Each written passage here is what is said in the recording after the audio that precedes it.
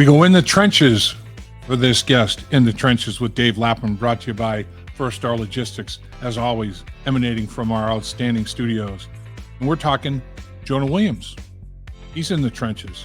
Jonah Williams is a good one in the trenches, transitioning from the left tackle position to the right tackle position.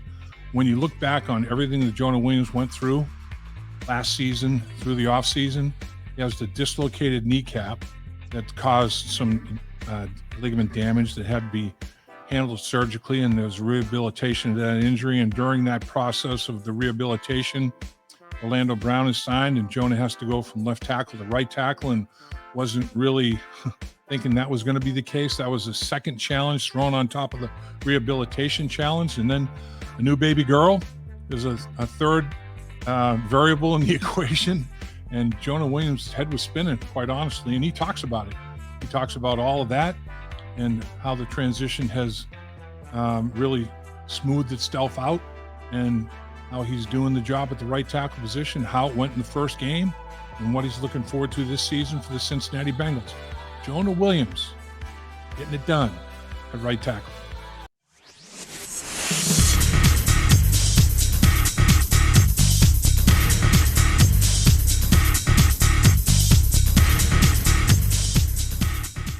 We want to welcome a special guest to In the Trenches with Dave Lapham, brought to you by First Star Logistics, coming to you from our outstanding studios. And that is one hell of an offensive lineman in tackle Jonah Williams, who is the 11th pick of the draft out of Alabama when he came to the Cincinnati Bengals after an outstanding career at Alabama. He was the Jacobs Blocking Trophy Award winner. He was a unanimous All-American. I mean, just an awesome career at Alabama. And it all started back in California, back in the high school days. Originally, though, you moved to California when you were a freshman. You were an Atlanta guy, right? Yeah, I was born in Atlanta. We moved out after my freshman year of high school. So sophomore, junior, senior year out there, and then back down to the South for college. So with the snaps that you took against the Atlanta Falcons, I mean, I guess original hometown, anything going on there? Do you have some folks in the stands? No folks in the stands, but they've since moved. But yeah, it was interesting being back in that stadium because that's where we had the SEC championship games and actually won the national championship there. Yeah. So yeah, that stadium definitely has some memories in it. The college football playoff national champion in what was it, 2018? Yes. 2018 champion. Unbelievable. So, I mean, you've been a winner at every level. I mean, you won in the high school level, you won at the collegiate level, and you've been part of the turnaround and winning that's going on here with the Cincinnati Bengals. You were like I mentioned, the 11th pick in Zach Taylor's first round of his first draft. And to be part of the flip in what's gone on here in Cincinnati, how special is it to you? It's been really special, I think that I could feel like when I first got to Cincinnati that, there was a lot of pride in the program, and being kind of a smaller market team, it's like sort of that I don't know, it's like that hometown, small town feel that, we're still competing on a big stage, and, the level of play wasn't really there. We had the number 1 overall pick, and, it worked out well for us because we got Joe out of it. But, it definitely started off tough, and you could feel that the city, really wanted a good team to support. And so it's been exciting the last couple of years to see that sort of like hopeful support turn into just like, full-blooded support. Seeing the city lit up orange and just kind of like, just all the sold out games and how loud the stadium gets and everything. It's been really cool to see. It really has. And even training camp this year, I mean, people waiting hours. I mean, lines all the way into downtown just to watch you guys practice. I mean, people just can't get enough of the Cincinnati Bengals now. Yeah, it's been awesome to see. I mean, I think that we have the best fans, and they definitely showed it. I mean, training camp practices were packed. Like you saw, the bleachers are full. There's just people standing shoulder to shoulder around all the fields. It was awesome to see everyone come out and support us. No question about it. No question about it whatsoever. So when did you've always been a film junkie. I know that. Did you have that reputation in high school too? That were you a guy that was always, looking at tape, looking at film? I think so. I mean, it's interesting because when I started high school, I was set on being a D end in college. That's what I Really? wanted to be. I wanted to play D line. And so I went to a couple high schools because we moved around. And when I ended up going to Folsom, which is where I played my junior, senior year, I remember the first day of practice, I was like, I want to be a D end and like a tight end. I definitely don't want to play O line. And my coach there, Coach Richardson, grabbed me and he was like, "No, you're coming with me. Let's go do some O line." And I was just like, "No, O line's like, it's boring. There's nothing. Like, you don't get to make any plays." And then we ran sort of a spread offense out there. So we did everything like, obviously at a high school level, but I was pulling out in space, different sorts of pass protections, like, all those sorts of schemes, and was watching a lot of film and was just learning a lot of technique. And I was like, okay, there's so much more to O-line play than I thought there was. And I really fell in love with the position. And then, I think I was like 6'5", like 240 when I got my first offer from Cal. And they offered me, and I was sitting there, and I was like, okay, just double checking, guys. Is this to play like O-line or D-line? And they're like, oh, definitely O-line. We don't want you at D-line. And I was like, okay, I'm an O-lineman, man. This is going to get me to college and, hopefully to higher goals. So I put on about 50 pounds that year and, really fell in love with the position. So I give a lot of credit to Coach Richardson and like my experience at Folsom for getting me to fall in love with the position. So he was the first mentor such that really had a big impact on you. 50 pounds in a year. Okay. It was good weight. How did you do it? What was your diet like? Yeah, I brought like we called it a feed bag. Like I was a horse as a joke in my family, to school every day. And I would have like different snacks for each period. So like first period, I was putting down like a bagel with with peanut butter, and then pita chips with hummus and protein bars and tons of PB&Js, lots of PB&Js, oatmeal with peanut butter every morning. It was a lot of peanut butter, oatmeal, PB&J, and sort of some protein shake, throwing, everything in the kitchen sink in there. So, yeah, it was hard work, but, I like to think that it helped me out in life. No question. And you were obviously lifting that whole time, right? I mean, you were putting on really good weight. Oh yeah. I had a 24-hour fitness membership and was pretty obsessive about it. I'd, lift after practice and go home, do homework, and then go lift again. Like, Really? Yeah, I was obsessed with it. So I was spending a lot of time in the weight room, and I was pretty set on getting as big and strong as possible. So at what point in the process did Alabama come into the picture? Alabama offered me after my junior year, I believe, my junior season. I was fortunate to have a lot of like West Coast sort of Pac-12 offers because, we're a really good team, and I was playing with a bunch of guys who ended up going D1. So there's already like scouts looking, and when I transferred in, they're like, okay, like this guy's big, but we don't know if he's going to be good. And then, I played well in my junior year, and so that's when I started to get offers. And then I think Auburn was my first SEC offer. And I think when they offered, all the teams in the South were like, why are they offering this kid out of Sacramento? And they found out I was from the South and stuff. And then so the SEC school started to offer. And yeah, I mean, pretty soon after Alabama offered, I visited and did kind of a tour of the Southern schools and decided Alabama was my favorite and committed to them pretty quick. Man, that's a heck of a deal. And then like you win the Jacob Blocking Trophy. So you always been a technique guy. Your technique is very important to you.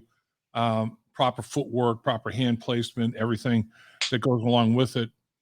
Over the years, have you adopted multiple have you kept some techniques from way back, or are you always evolving and totally revamping techniques based on who the offensive line coach is and what he's teaching? Or do you keep some and incorporate, and you're kind of like, you're a blend of a bunch of different guys have had contributions to the techniques you employ today?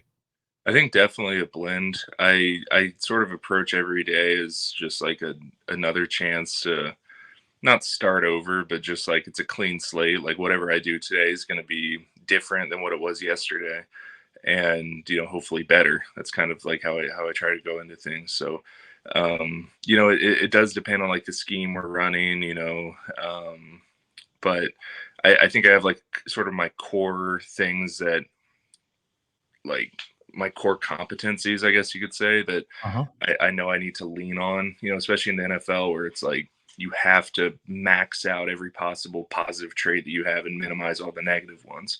So uh, whatever technique I do is just trying to get closer to maxing out, my capabilities and, minimizing anything that I'm not particularly good at.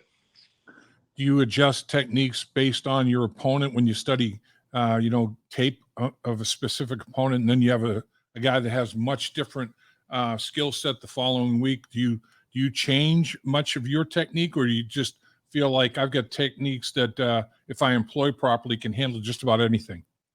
I think it's a little bit of both. I think I have those main things that I want to accomplish on every play. And then particular to the players, maybe it'll be a slightly different hand strike, or maybe I have to, set a little deeper or wider, just depending on what that rusher is good at. So yeah, I have like the main things that I really want to hang my hat on, and then I'll make some adjustments depending on personnel. So the move that you made from left tackle to right tackle, you played in the last preseason game. From a technique standpoint, was it just reversing it in a mirror, basically? I mean, just trying to do everything that you employed successfully at the left tackle position, and people don't understand that this is not something you roll out of bed doing. I mean, it takes. I've done it. I played all five positions in the same game a couple of times, and it's like, man, when you're on the left side and then the right side, you have to remember where you are, what you're doing, how you're doing it, and all those sort of things.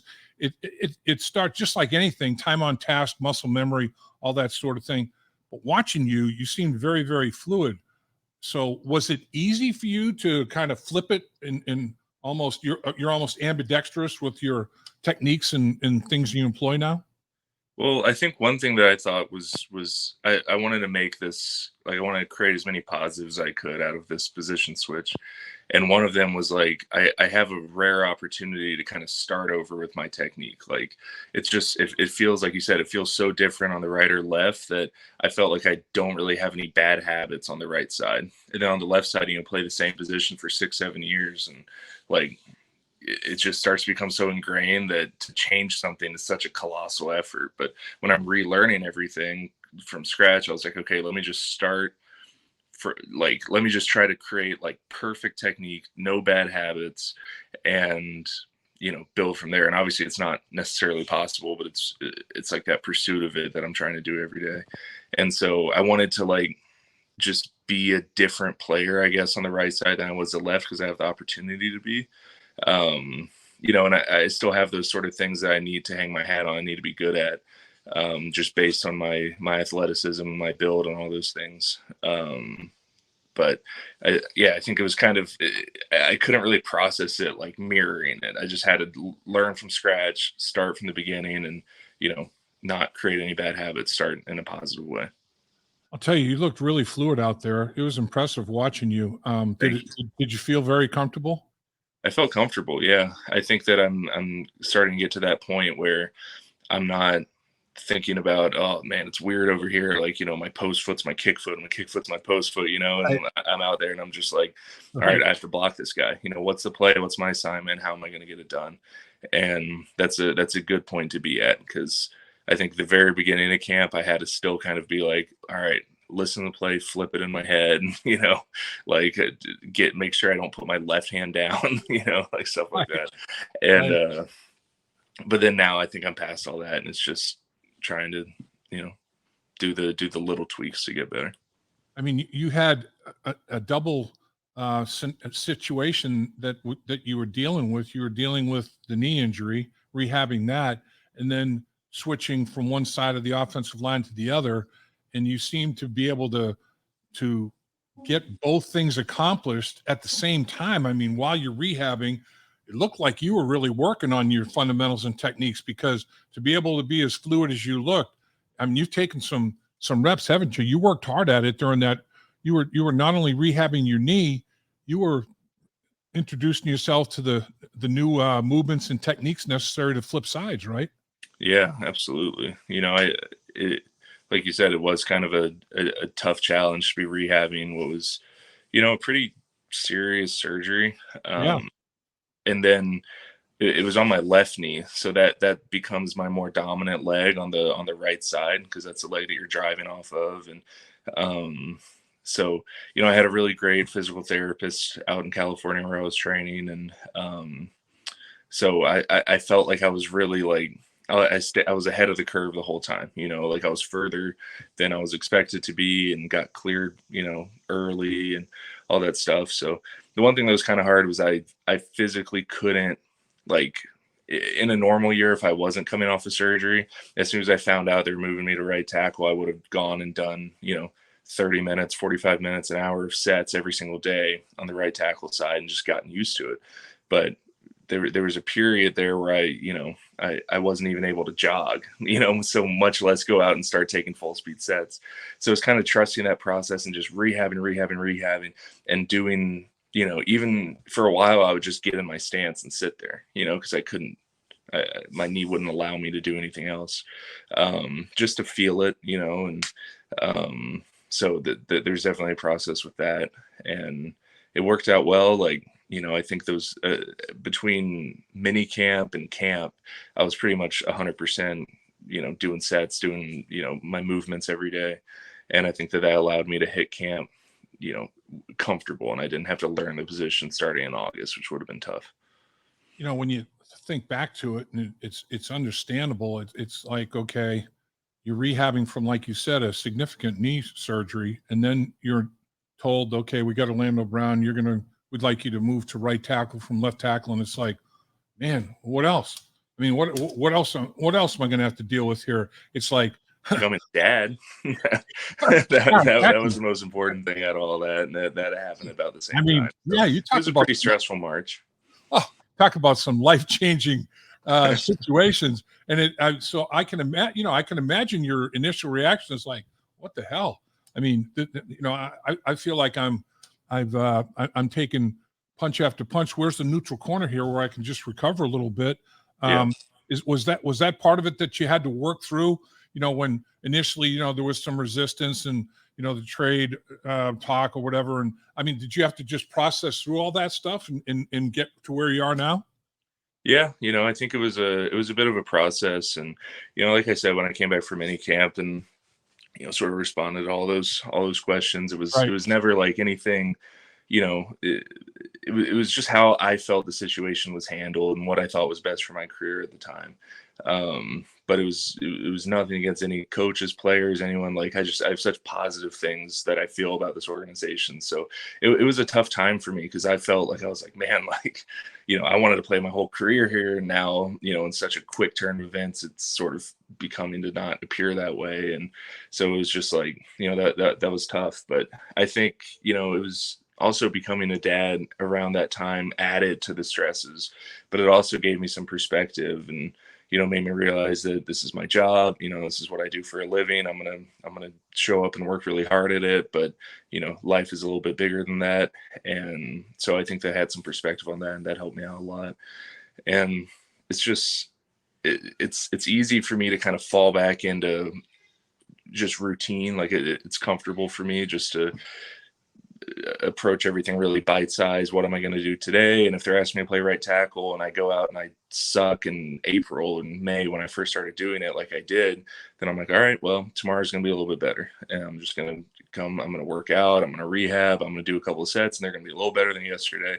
And you just keep stacking those days. And then by June and July, I'm like, okay, I'm moving pretty well. Like, I feel comfortable. I might be really good at this. Like, this might be good for me. And then, so it's just like that slow process. I don't think any change, like any massive change like that, I think is going to take time, and it has taken me some time, but I think that now I'm feeling good and I'm comfortable, and, it's great to be back with my team. I've got so many great friends on this team and super comfortable in the organization. So it's been a fun camp so far. Well, there's no question you're highly regarded from top to bottom in the organization, both as a football player and as a person. No question about it. Tell people. I mean, when you say, the injury was significant, I guess in layman's terms, it was a dislocation of the patella and it stuck, right? I mean, but what damage was done? What was that? What was the injury like? What was the surgery like? How tough was the rehabilitation? So yeah, it was a dislocation. So earlier in the season, I think it was week 6 or something against the Ravens, I had a subluxation, which was like on my other knee, and Right. that's where the kneecap just kind of slips out and then comes right back in. So when I reached down and felt it, I was like, okay, my knee feels fine, and I thought that it was like an MCL or something the way it felt, but I found out it was just a subluxation, and so I was able to play through that, and it wasn't that bad. I mean, it was hard to play through, but it wasn't. Yeah, I didn't have to miss any time with it, which Right. is Right. for me always the biggest thing. And then so in the playoffs, it I felt it buckle, and I was like, oh, that wasn't good. And I was laying on the ground. I reached down, and I felt that there was like no kneecap where there should be one. And I reached over to the side, and I felt it, and I was just like, oh Yeah. shoot, you know what I mean? Like, oh man. Yeah. And so it was just chilling out there on the side of my leg. And then the doctors came out and they were able to straighten my leg out and push it back into place. But it pretty heavily damaged my MPFL, which is the ligament that, kind of, I guess, attaches from your patella to your fibula or like the inside of my knee. So I had surgery to get donor tissue to reattach it, Wow. because mine was kind of too far gone. Man. And so that it's a pretty invasive. I've got some pretty gnarly scars. It was a pretty invasive surgery, but I had Neil Elitrosh do it, who did Joe Burrow's knee and is one of the very best, and is one of the pioneers of this particular surgery. So I knew I was in good hands and had a great PT guy, Derek Samuel, out there in San Diego, who he works with a lot of football players, and he knows that it's like, we're not going to show up in ice and stem and do little band exercises. Like, we're going to go out there, we're going to be pushing it, we're going to listen to your body, but really, really attack the rehab, attack the workout, and get me as functional as possible, as soon as possible. And so we really grind out the rehab. And so now I feel great. I don't think about it at all when I'm out there playing. I think it's stronger with the donor tissue and the surgery than it would be even, before it got hurt. So I feel really confident in it. Man, I tell you, you've gone through some trials and tribulations. There's no question about it. I mean, it has definitely tested you and tested your fortitude for the game of football and everything that goes along with it. I mean, do you feel like you're stronger, both mentally and physically? You mentioned the knee being stronger probably than before it was injured. Do you feel overall your body feels stronger and you're mentally stronger as a football player than you've ever been? Yeah, definitely. I think that there have been some trials and tribulations, and it's part of the game, the injuries and the rehab and just getting back and playing through pain and all that stuff. Like, I think pretty much every single person on the roster, you could ask them that they've played through something, or they've, had to rehab something, or have had multiple surgeries, and it's just part of it. And so, just getting through that. But I do feel, like you said, strongest physically, mentally, all that stuff. And just have a great excitement about this season. I think I have really good perspective on, my role in the organization and what we're trying to accomplish here. And, the goal is to go win a Super Bowl. And I feel that excitement. I look around, I see the talent to do it. We've been practicing well. Like, it's an exciting time to be a Bengal. I just think that all the challenges that you've had to go through and overcome, man, it's like you're ready. I mean, it's like nobody could throw a monkey wrench or throw a curveball that you couldn't handle. I mean, it's you've had to deal with so much, and you always come out on the back end of those things stronger. If it doesn't kill you, as the old saying goes, it makes you stronger. There's no question about it. So yeah, I would think that you probably feel right now that any challenge is overcomable. You can handle anything, right? Yeah, as long as as long as I can go out there and play and then come home and hold my baby and be a good partner to my fiance and good son to my family, like that's all that matters. Like if I can do that, then I'm good. And I can do that right now and, plan to be able to do that for a long time. So it's, I feel good. I feel healthy and ready to roll. Your child is going to be a blessing, because I remember um, got married my rookie year. It was crazy. I got married like 5 days before training camp. No honeymoon. We had like a 3-day honeymoon, and off to camp I go, and it's like, okay, she realizes, this is on you. This is going to be different. But we ended up having children pretty young. I was only 23 years old, had the first child, and had two at the age of 24. And it's like, I'm a baby having babies. What am I doing? But it turned out to be the best thing. I mean, I'd come home from a hard day or whatever, and they're the two little ones, and all they care about is they love their dad, and they're just putting the love on you, and all of a sudden all the problems that you were dealing with, they all go away. Yeah. You got a little one that just wants to be with you, and that's what it's all about. And you're gonna find that to be, you probably already have found that to be the case. Nothing 100%. like having a child, man. 100%. It's the best thing. It is. It's unbelievable. So how did it go? You go over to the right tackle position specifically on that game, and you maybe hadn't been taking a whole lot of rest with the guy next to you, so at that stage of training camp. How did all that go? How was the communication? How did the snaps unfold for you? Did everything go pretty smoothly? Yeah, it went really smooth. I think we had a good opening script, and we were able to march the ball down the field against their ones. Yep. And put us in position to score at the end there. And I was working well with Trey, and good points from Max. Like everything was good. So I thought it was a solid performance by the O-line, really in the whole game, but in the first drive as well.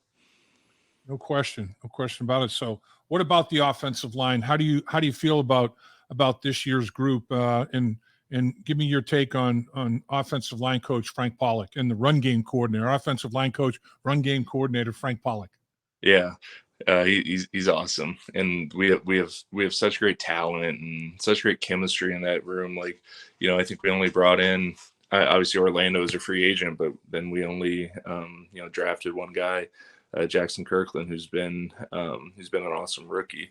But I think we have great chemistry. We're bringing a lot of guys back, from our starting line last year, and